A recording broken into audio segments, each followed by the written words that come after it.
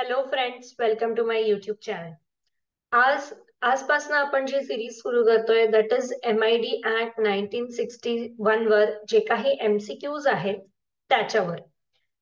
जर तुम्ही सिलेबस बघाल तर सगळ्या पोस्ट साठी 10 मार्काचं 10 क्वेश्चन्स MCQ वर आहे MID ऍक्ट वर. So it is totally 20 marks for MID act. Total there are 69 sections in that. ते तुम्ही जर एकदम चांगल्याने म्हणजे सेक्शन सबसेक्शन सगळ्या गोष्टी लर्न करून जर केलं तर हे 10 प्रश्न 20 मार्क्स इझिली तुम्ही गेन करू शकता. So we'll start with the MCQs. Any member can be renominated for how many time? म्हणजे एकदा त्यांचा कालावधी संपला 3 वर्षाचा तर तो मेंबर कितीदा रिनॉमिनेट आपण करू शकतो. ठीक आहे.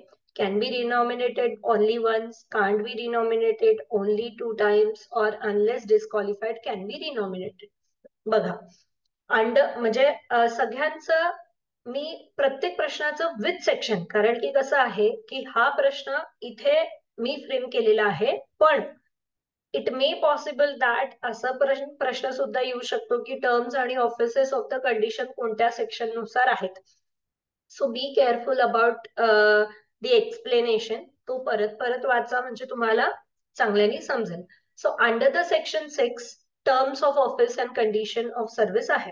ठीक आहे. त्याच्यात सबसेक्शन 4 मध्ये काय म्हणलेलं आहे की जर तो पर्सन त्याचा कालावधी संपला तरी तुम्ही त्याला रिनॉमिनेट करू शकतात अनलेस अँड अंटिल तो डिस्क्वालिफाय झाला नसेल. जसं सेक्शन नंबर 5 मध्ये डिस्क्वालिफिकेशन आहे, त्याचं डिस्क्वालिफिकेशन झालं नसेल तर तुम्ही त्या पर्सनला कितीदाही रिनॉमिनेट करू शकतात. So the answer is D, unless disqualified can be renominated. Which chapter of MID Act will come into force from time to time as notified by the state government notification? आता बघा इथे जर तुम्ही सेक्शन 1 सबसेक्शन 3 बघाल. Section 1 actually प्रत्येक ऍक्टचं काय असतं, शॉर्ट टायटल, कुठे अप्लिकेबल आहे. So MID act is applicable for whole Maharashtra, right. पण त्याच्यात सबसेक्शन 3 मध्ये काय सांगितलंय की चॅप्टर नंबर 6 हा कधी लावायचा आणि कधी नाही लावायचा, म्हणजे कधीपासून लावायचा हे कोण डिसाइड करणार आहे, हे स्टेट गव्हर्नमेंट नोटिफिकेशन देणार आणि तेव्हापासून चॅप्टर नंबर 6 लागेल. आता चॅप्टर नंबर 6 काय आहे, लँड ऍक्विजिशन. याचं डिटेल एक्सप्लेनेशन मी जो कोर्स आहे त्याच्यात दिलेला आहे की का बरं चॅप्टर नंबर 6 याला वेगळं म्हणजे पूर्ण ऍक्ट एक सोबत लागतो आणि का चॅप्टर नंबर 6च वेगळा म्हणजे कधी लागायचं आणि कधी नाही अप्लिकेबल होईल हे स्टेट गव्हर्नमेंट डिसाइड करतं. So that is what the section number 6 land acquisition, आणि ते कधी लावायचं आणि कधी नाही लावायचं हे स्टेट गव्हर्नमेंट डिसाइड करतं. So the option is C. Next. If a person is an undischarged insolvent, can they be nominated as a member of corporation? आत्ताच आपण बघितलं की सेक्शन 5 मध्ये डिस्क्वालिफिकेशन आहे आणि डिस्क्वालिफिकेशन कधी कधी होतं जर तो कॉर्पोरेशनचा मेंबर असेल तर, म्हणजे सीईओ सोडून. ठीक आहे. जर असं लक्षात आलं की त्याचं अनसाउंड माइंड आहे किंवा स्टँड सो डिक्लेअर दॅट कोर्टाने त्याला ऑफेन्स साठी करार केलेला आहे किंवा अनडिस्चार्ज इन्सॉल्वंट असेल तर या केसमध्ये तुम्ही त्याला डिस्क्वालिफाय करू शकता.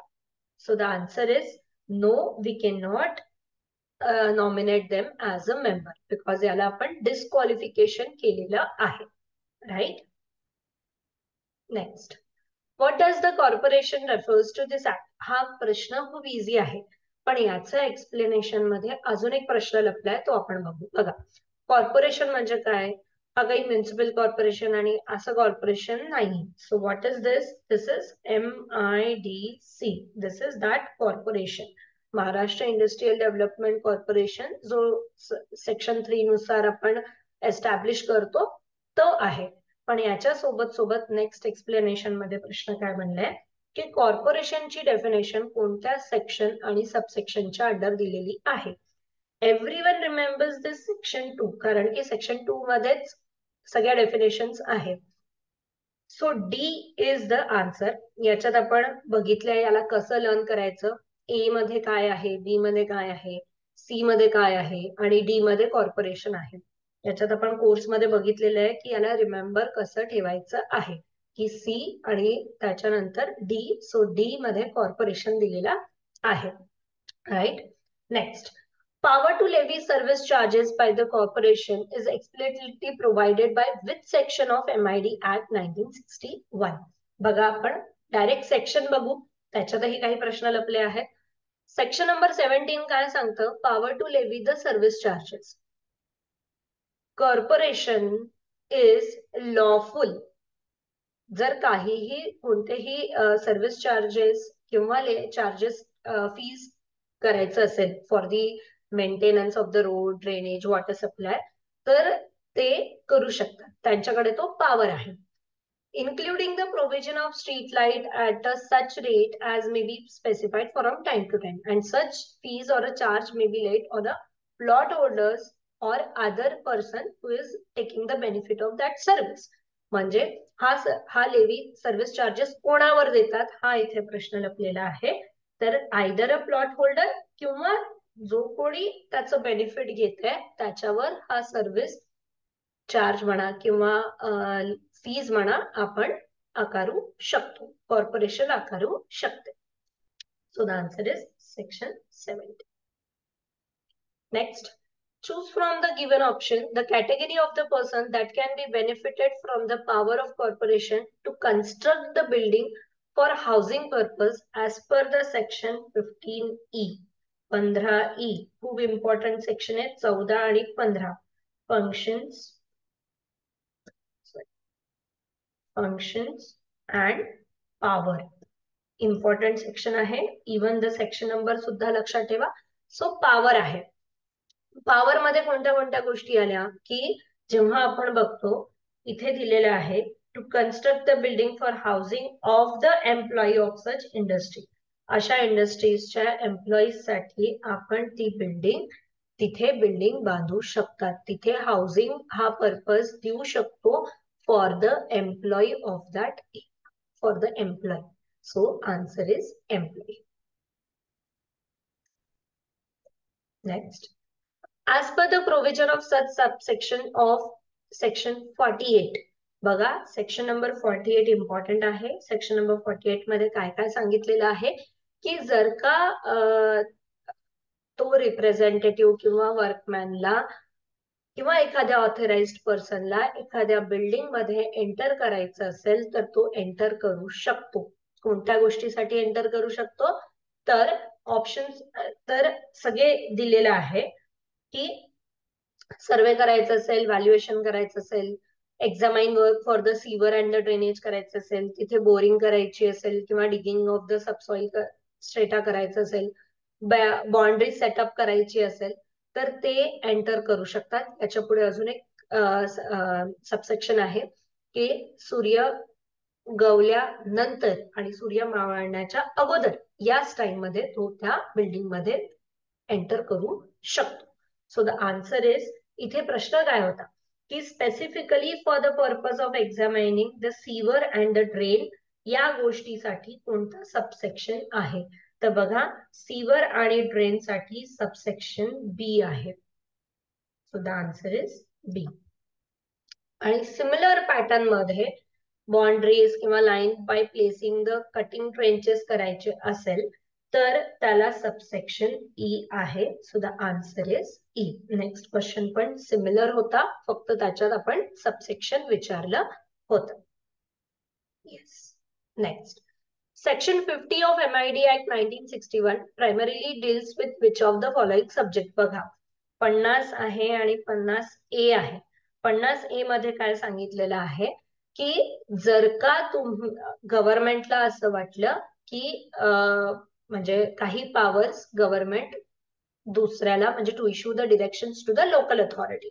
बघा officer of corporation may be sorry, जर का गव्हर्नमेंटला असं वाटलं की त्याला ती जी काही overriding powers of the government to issue the directions to the local authority, म्हणजे लोकल अथॉरिटी फॉर एक्झाम्पल एखादी MIDC आहे, एखादं कॉर्पोरेशन आहे, ठीक आहे, इथे कॉर्पोरेशन आहे.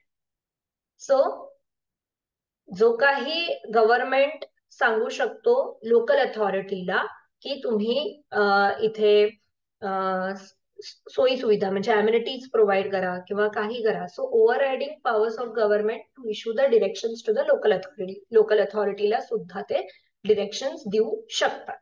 So this is what the section number 50 is. आता बघा, section number 50A of MID act हा खूप इम्पॉर्टंट सेक्शन आहे. Before starting to the explanation आपण एकदा रिवाइज करू what is 50A.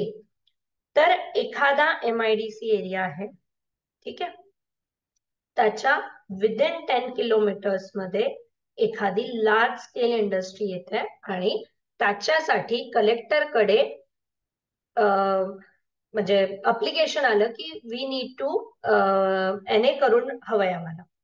So the collector is going to ask why you are setting the industry outside the MIDC area, why it is not inside the MIDC area.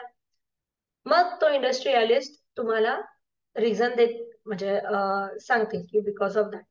आणि जर का still the collector is not convince with the reason, they can reject the application की नाही, you have to set up your industry in to the MIDC. So इथे कोणते कोणते प्रश्न बनलेले आहे, विदिन 10 किलोमीटर्स. याच्या सोबत सोबत अजून एक क्वेश्चन आहे की हा क्लॉज कोणाला लागत नाहीये, स्मॉल स्केल इंडस्ट्री. फक्त small scale industry can be set up आणि त्याच्यासाठी याने द्यावं लागतं कलेक्टरला. But if in case it is of म्हणजे जर का ती लार्ज स्केल इंडस्ट्री असेल तर हा क्लॉज त्यांना अप्लिकेबल आहे. सो हा एक 50A आहे, तो तुम्ही पूर्णतः वाचू शकता. स्मॉल स्केल इंडस्ट्रीवर एक प्रश्न पण म्हणतो, पुढे आहे मी सांगते.